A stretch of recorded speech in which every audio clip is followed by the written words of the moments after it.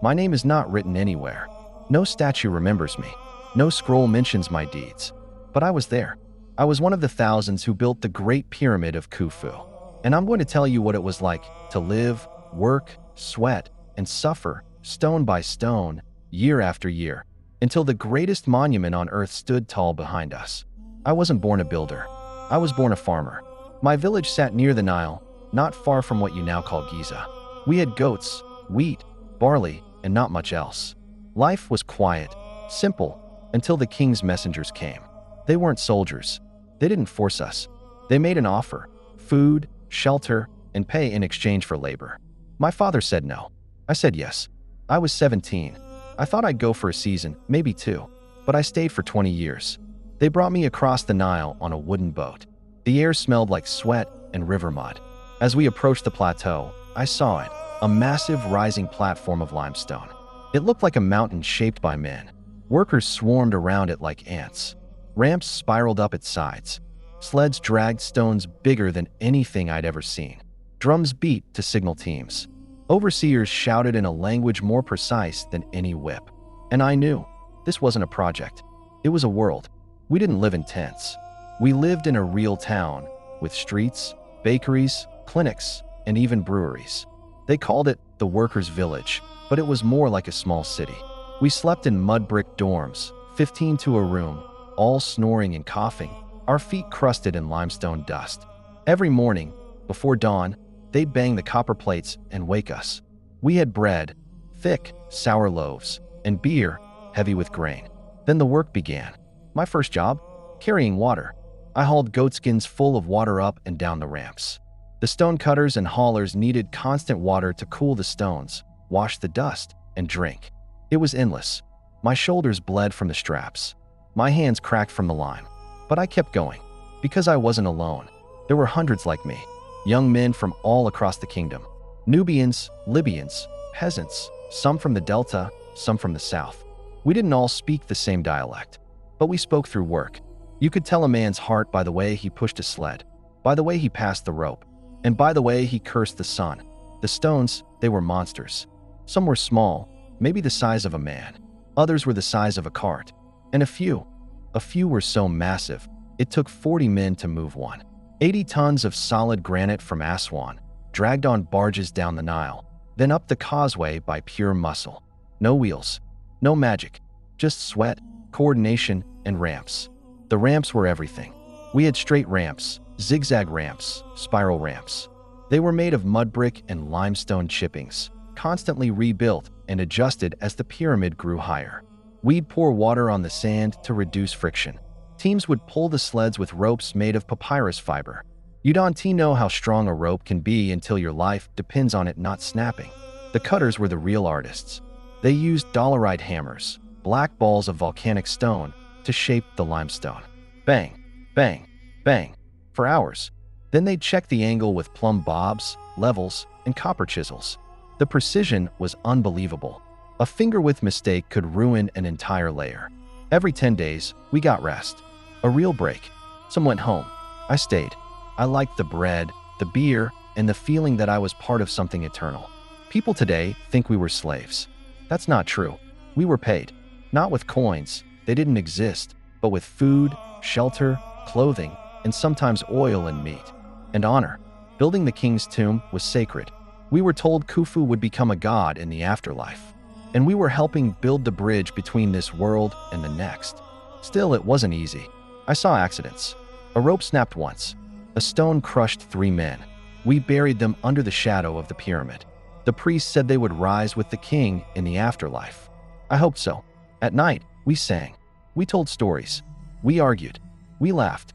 Some men carved graffiti into the stones. Little jokes, team names like the Friends of Khufu or the Drunkards of the Ramp. Even in suffering, we found ways to stay human. I rose through the ranks slowly. Water boy to hauler, then to rope manager, then, eventually, to block positioner. That meant I helped place the stones. With levers, with sand, with absolute care. Each stone had its place. It had to fit perfectly. No mortar, just contact, edge to edge, like they were meant to be there forever. Sometimes I'd climb to the top, just to see the world below. Cairo didn't exist then. Just the desert, the river, and the wind. The pyramid rose higher than anything in Egypt. It made me feel small, but also proud. By my 5th year, I stopped counting the days. The pyramid was growing higher, layer after layer, and so were we. My body was no longer thin. My back had thick muscle. My hands were calloused like tree bark. My skin turned dark and cracked from the sun. But this was now my life. I didn't miss the village anymore. I had brothers here. A purpose. Every day followed the rhythm of work, but life in the workers' village had its own heartbeat. We weren't animals. We had structure. We had roles. The pyramid wasn't built by chaos. It was built by planning. There were teams of 20 to 40 men, called Zhao. Each team had a leader. Above him was a foreman. Above him, a scribe. The scribes recorded everything. How many stones we moved. How many workers fell ill. How much bread we consumed. Nothing was random. Even the delivery of limestone from Tura was timed to the day. And we weren't just muscle.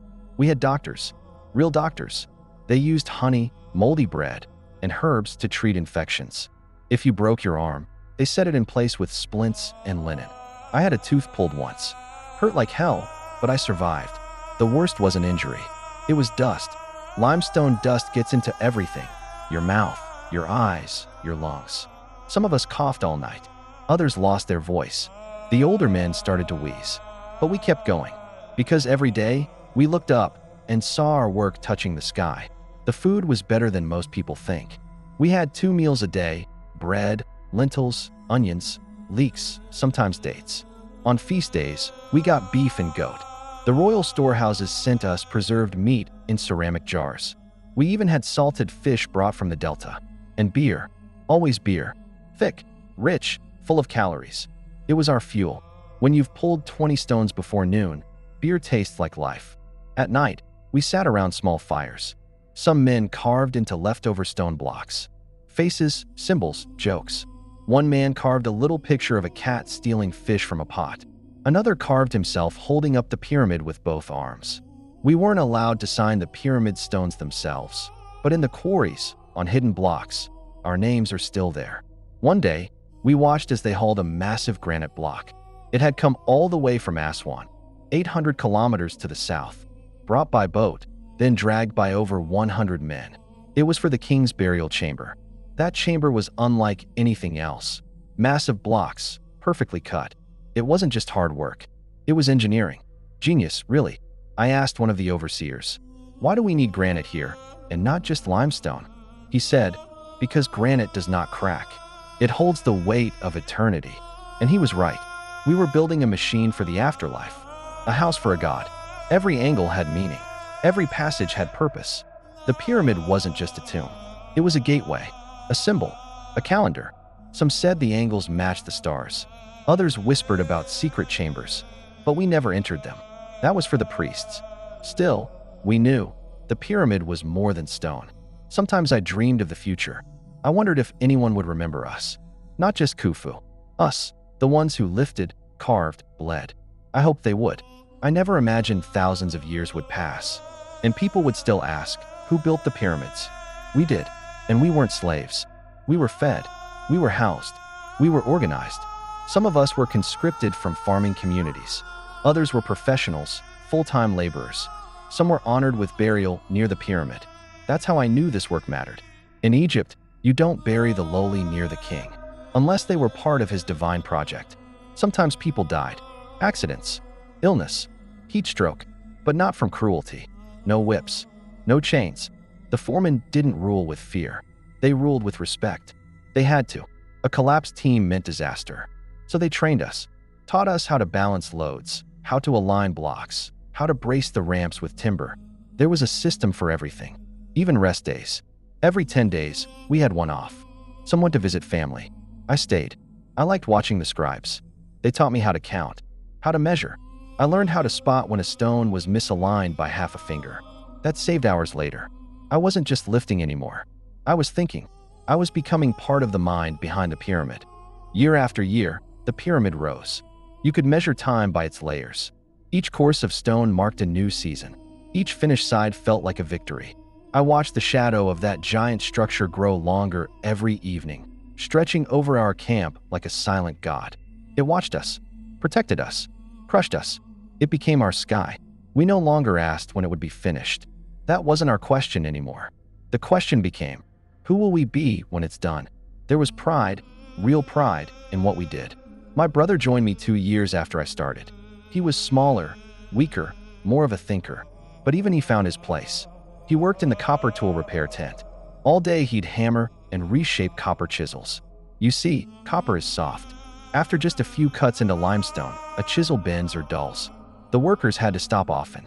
Without people like my brother, everything slowed down. Everyone had a role. And the supervisors, they weren't heartless. They rotated us to different tasks depending on the strain. If you pulled sleds 1 week, you might shovel rubble the next, or help pour water on the ramps. If someone got sick, they were sent to the healing tent, treated with honey, garlic, herbs, and prayers. Some never returned, but most did. We didn't speak of death much. We lived too close to it, but we honored it. One of my friends, Horam, died when a sled tipped and crushed his leg. It got infected. He didn't last the week. The priest gave him a proper burial just outside the workers' cemetery. I carved a tiny stone for him myself. Just his name and the word he lifted mountains. That's what it felt like sometimes. Like we were moving the earth with our bare hands. And still, the pyramid grew. I started dreaming of it. In my sleep, I could feel the stones sliding into place.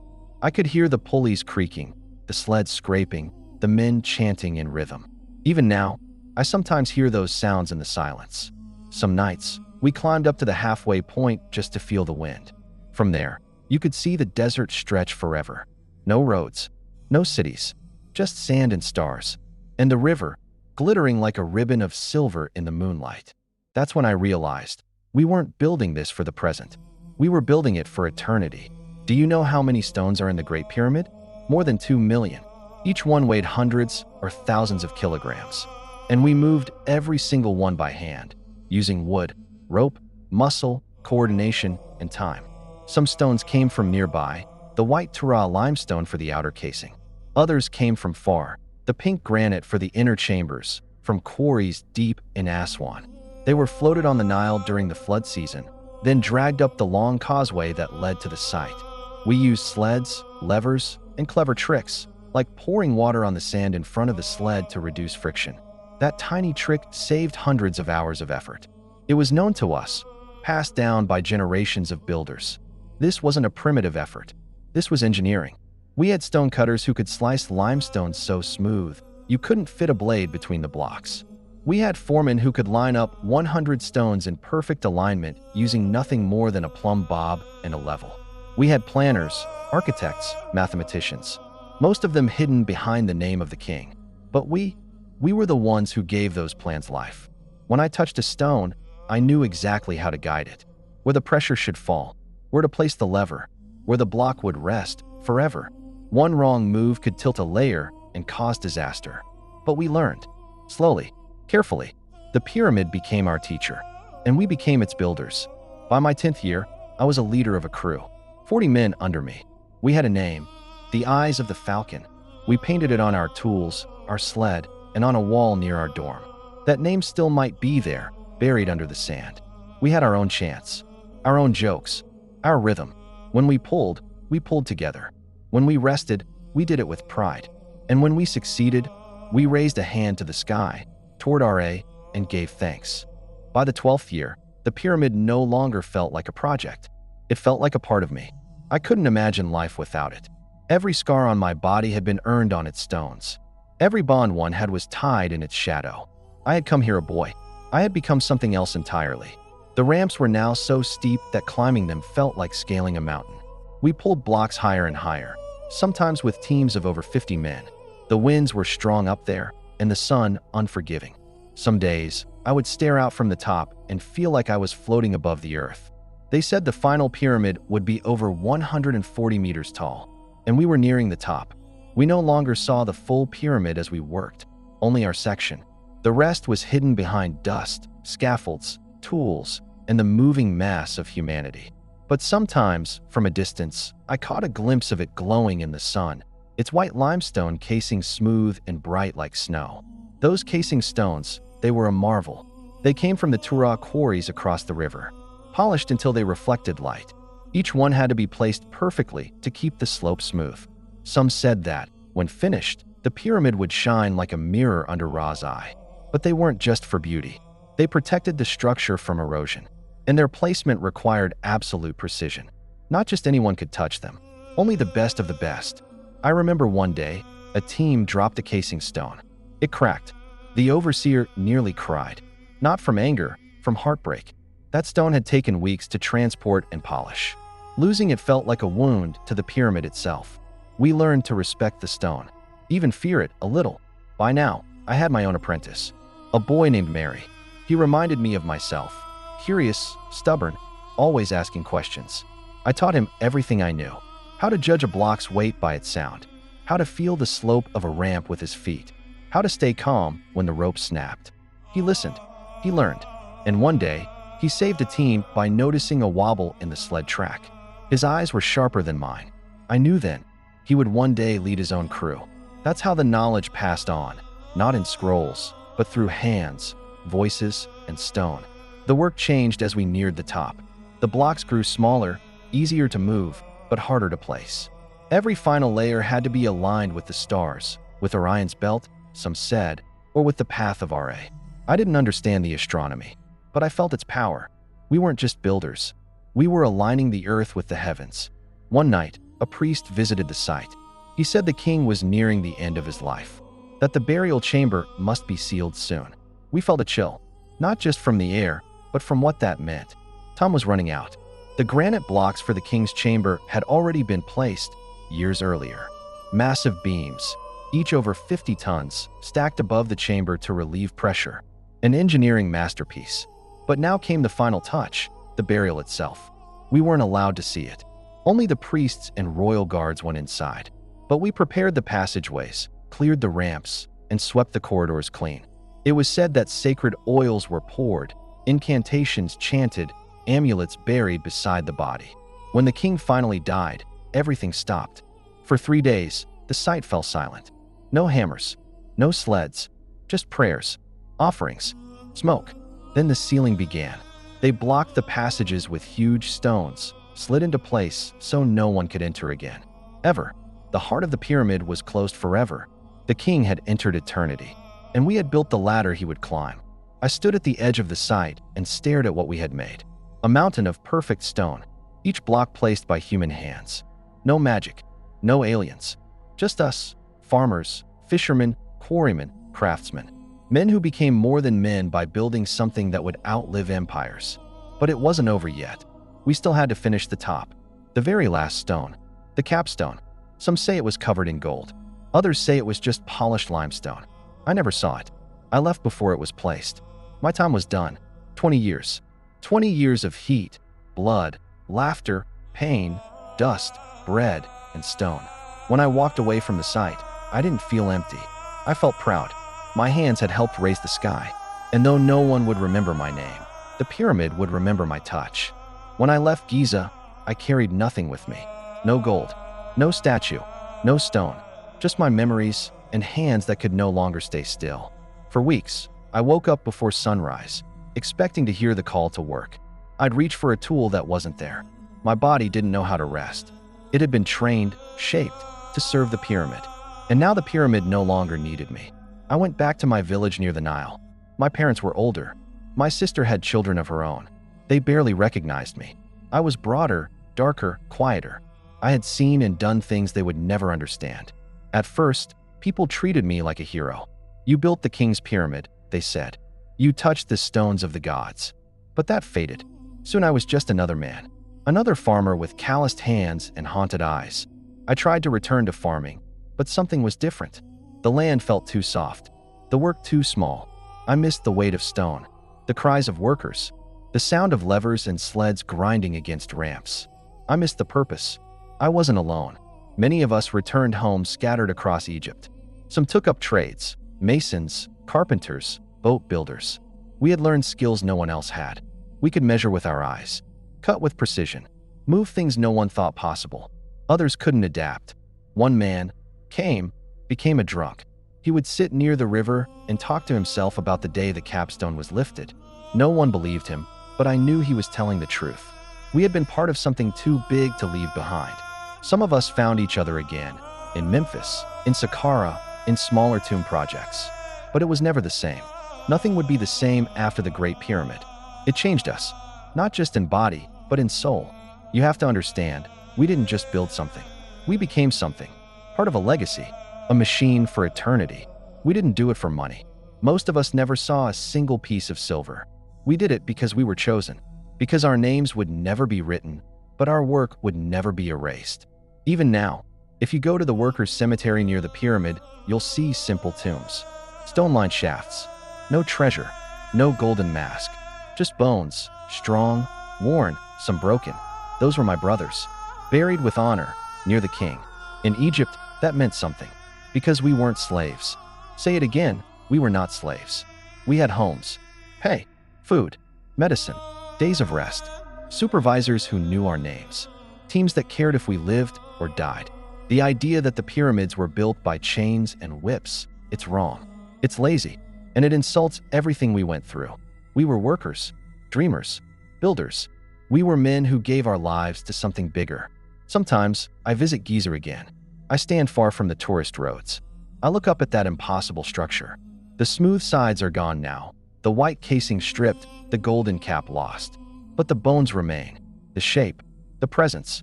And deep down, beneath the layers, I know some block still bears my fingerprint. When the wind blows, I imagine it whispers our names. Names lost to time, but carved into history in silence. Not written, not sung, built. Years passed. My hands grew slower. My back bent. My eyes dimmed. But in my mind, the pyramid still rose. I could see every layer, every block, every path. I remembered the songs we sang when we pulled, the dust in our lungs, the ache in our bones. But most of all, I remembered the men. Some died young, their names never spoken again. Others lived long, raising families, building temples, teaching apprentices. But none of us stayed the same. We were transformed, not just by the work, but by what the work meant. The pyramid wasn't just a tomb. It was proof.